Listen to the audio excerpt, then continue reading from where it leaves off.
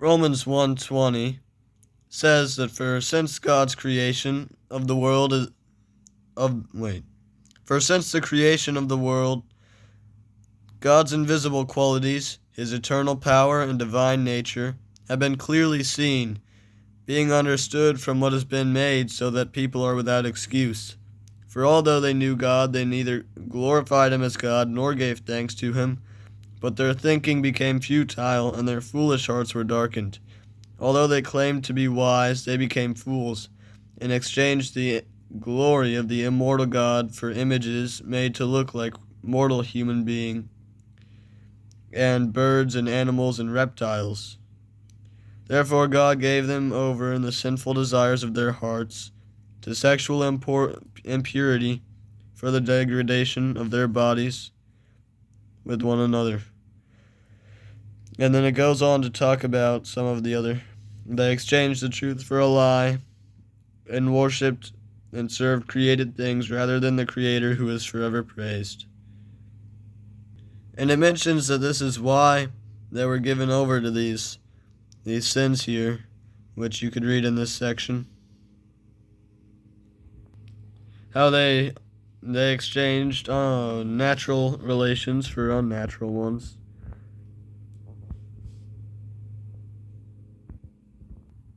And then Paul talks about them and says things about them, like how they are gossips and slanderers and all these other things here. And this is all true. People who don't believe in God, they don't really have a foundation for morality, because people's opinions differ, so you don't really have a right to call someone else wrong if you have nothing to base it on, if it's just your own opinion. Because then you're judging people by your standard that they don't agree with. But if you're basing it on what God has said, then it makes sense. And I know people get probably bored out of this by the creation argument, because they probably hear it all the time. But it is very good, because, no one would look at a building and say that nobody made it, or like even at a watch on the ground or something, and say that it just formed naturally over a very long period of time. They would assume people built it. And this whole world, and even like the smallest things in it, are much more complicated than that, and it doesn't really make sense to think that it just formed over a while of random, I don't know, like explosions or whatever I don't know. I don't know what everyone believes, but it's very complicated. There's no way that just no one made it. It takes a lot more faith to be atheist than it does to believe in God. And a lot of the atheists will tell people, especially Christians, that they just believe that they were told, and if they were born in another country, they'd have some other religion. Which, at first that was true for me, and then it kind of changed. I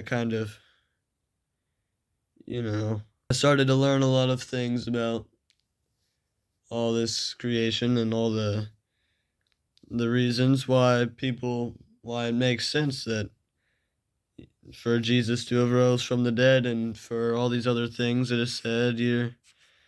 And also just how after repenting, how much my life has been changed, and the way I live has changed.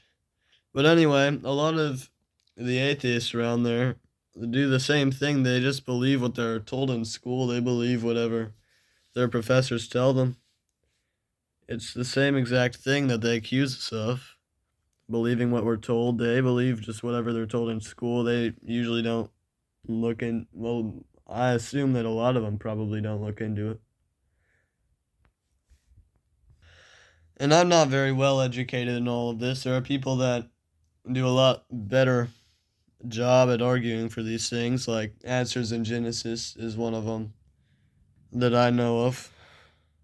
But anyway, there's no way that just like the smallest things, like DNA, could be this complicated without having been designed at all. And that everything just originated from a single-celled creature very long ago. Like, I know a lot of you guys, some of the stories in the Bible sound like fairy tales, but to some of us, I mean, the story of evolution kind of sounds like one. So,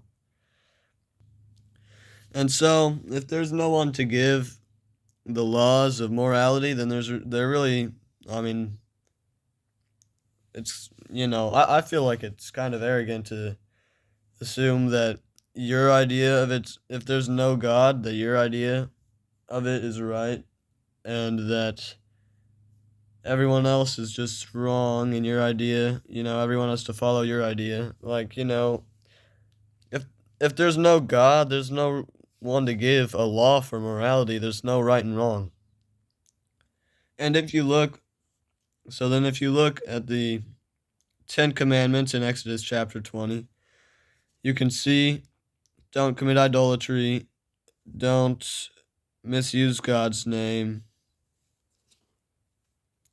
remember the Sabbath, honor your parents, don't murder, don't commit adultery, don't steal, don't give false testimony, and don't covet. But if you look at Matthew 5, you can see all these things. Like, if you have been angry with a brother or sister, you're subject to judgment, just like a murderer. Anyone who says to a brother or sister, Raka, is answerable to the court, and anyone who says you fool will be in danger of the fire of hell. And you can also see right here that if you lust for, I don't know if you guys can see that very well. If you lust, then you've committed adultery already. And at one point,